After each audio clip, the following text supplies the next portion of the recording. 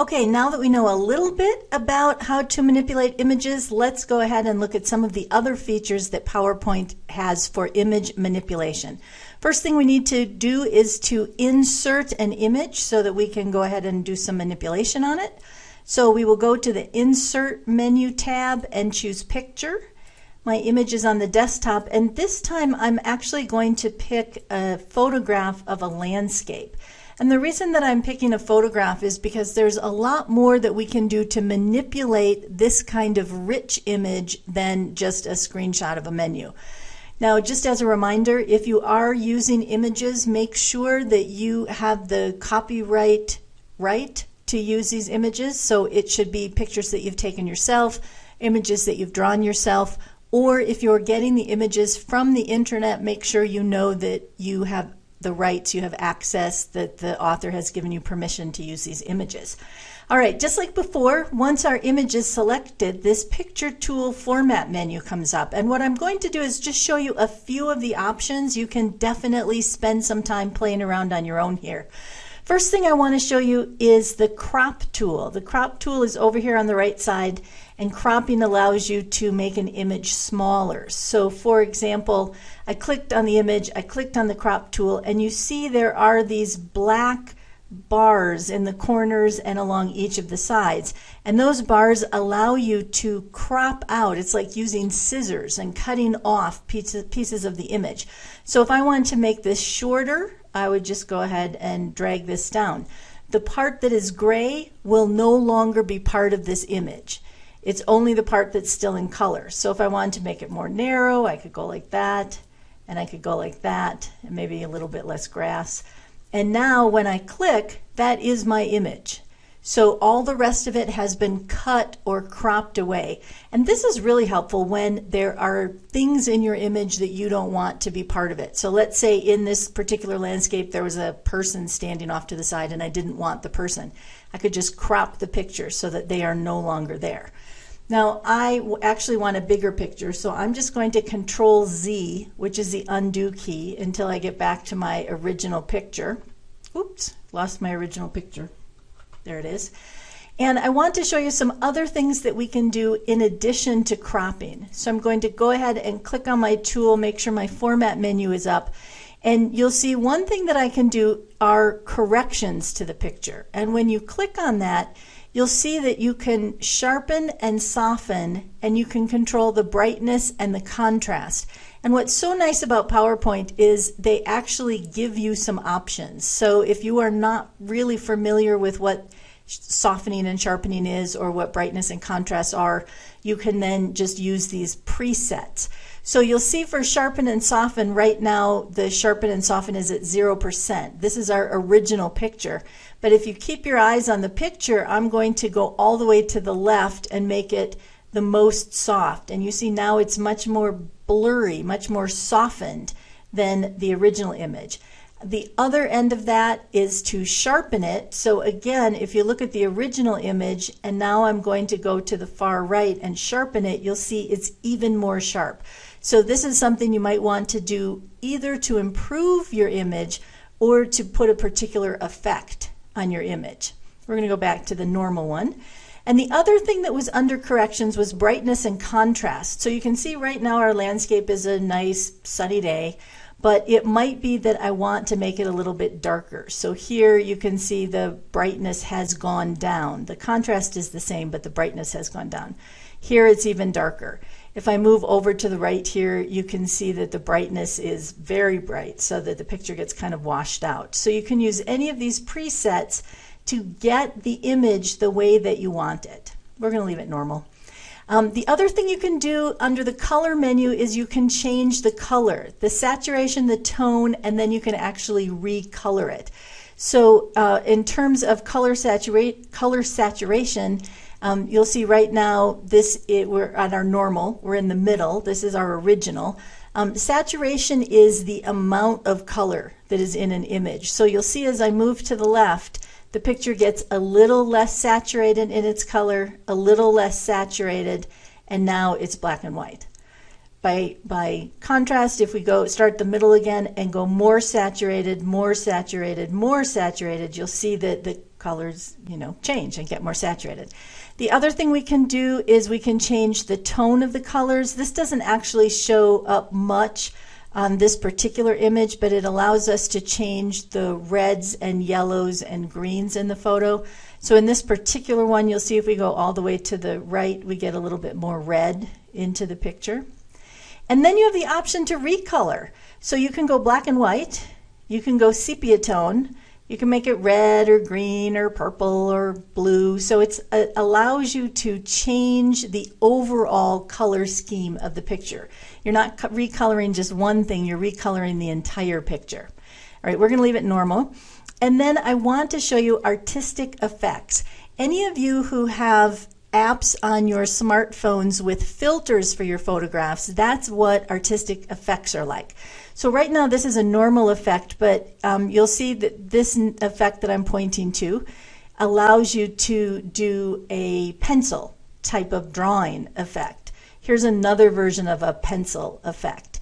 Here's a version of a marker effect. Here's a paintbrush effect. Here is a etching effect. Here is where all the edges of everything are glowing. So you can pick any of these effects that give you the kind of image that you want. So you really do have a lot of control over your images.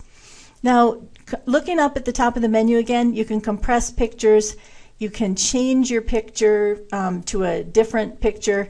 You can also reset the picture back to normal. So if you've tried some stuff and you think, ugh, I don't like any of it, I just want to start over, you can reset the picture and start over. A couple other things I want to point you in the middle here are picture frame styles. So you'll see right now we have a little white frame. Here we're frameless, but we have a little shadow. Here we have rounded edges to it. Here we have some blurry rectangle edges. Here we have a nice big fat matte frame. If you scroll down this little window, you'll see you do have some more options. You can, for example, here's a little oval that we might want to have. Now I do want to go back to this big fat picture frame. There are a couple options so that you can further customize these frames. Over here you'll see the picture border. We can change the color, so if we want it to be kind of maroonish, we can do that instead. We can change the thickness and that sort of thing. I'm going to go ahead and take the border off for a minute. Oops, lost my picture again. And go back to the format menu, and I want to show you some of the picture effects. So you can also do some other kinds of manipulation. So for example, if I wanted to create something that was beveled, I could make it look, when I click away you can see it looks a little bit beveled there. So you really do have lots of options. The last thing that I wanted to show you is rotation. Now under rotation there are a few options that are preset. You can rotate right or left 90 degrees. You can flip it vertical. You can flip it horizontal. And then there's some more rotation options. But for many of you, the easiest way to rotate is just to click and drag on this little green rotation button and just rotate it the way that you want it. We're going to go ahead and undo that. Now, let's say that I wanted to put a person in this picture. So I'm going to insert another picture that I have on the desktop. This picture is called People Social Network. And you'll see there's a bunch of little people here, and I would like to take this gold person and put him in my landscape. So at first glance you might think, well, let's go ahead then and crop it all down so that we just have the little gold person left. So there I have my gold person. The problem is when I put him in my landscape, it included all of the white space around that little person. So it cropped, but it didn't actually take the person out of the picture. And so this looks terrible. I just want to have the little guy on my landscape. So what I'm going to do is get rid of that, open up another copy of my picture.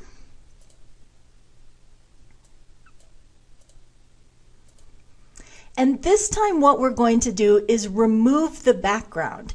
And by removing the background, we can just keep the little gold person. So the way that we're going to do that is there's a remove background feature. So we'll click on that, And you'll see right now the gold part is the only part that has been captured of this picture. All of the rest of it is going to actually just be deleted. Not snipped out, but actually gone. We don't want the little word bubble, we want the little gold person. So let's move this so we have our little gold person. And so now all we're getting is the little gold person. It's removing all the background and just giving us the gold person. So now when we take the little gold person and put him in our field, you'll see just the gold person, as opposed to what we had before, which was the gold person and all the white space around him.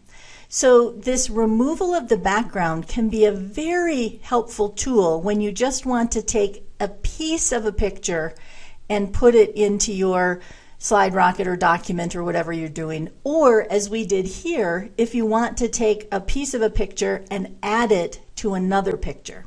So this is how you do some more sophisticated image manipulation.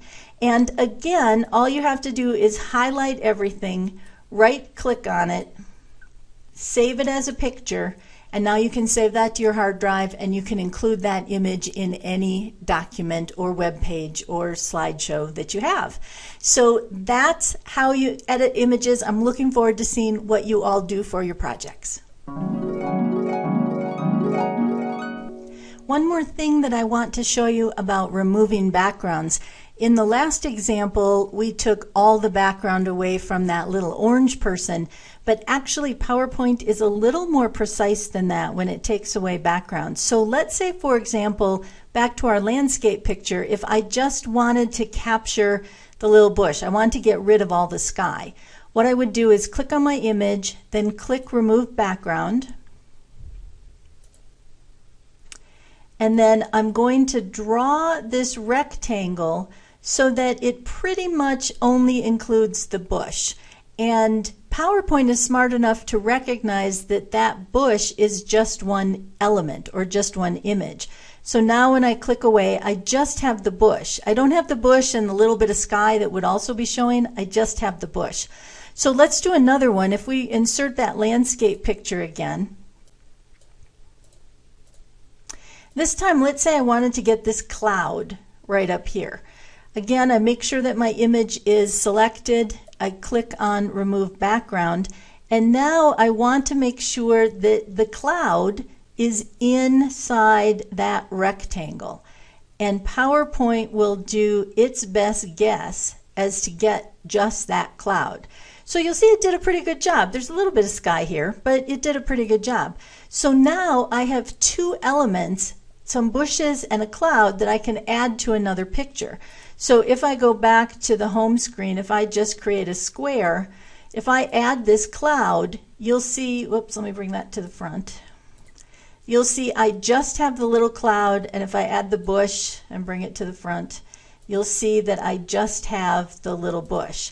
Now what you'll notice is I don't just have the bush, but I have the bush and a big giant square. So what I might want to do is to go back, get my crop tool, and crop this down to a little bit closer to the size of the bush so that I'm not dragging around an image that is as big, as big as the original. So now you'll see when I move it on here, I just have the little bush with its little box. And then I could do the same thing with the cloud. Instead of having that big giant square, I could crop the cloud so that it's much closer to the size of the cloud, and now when I move that around, that's all the bigger it is. So there we go, a cloud behind a bush on a blue background. So that's how you can use the Remove Background tool to just get elements that you want from pictures so that you can have exactly the picture that you want.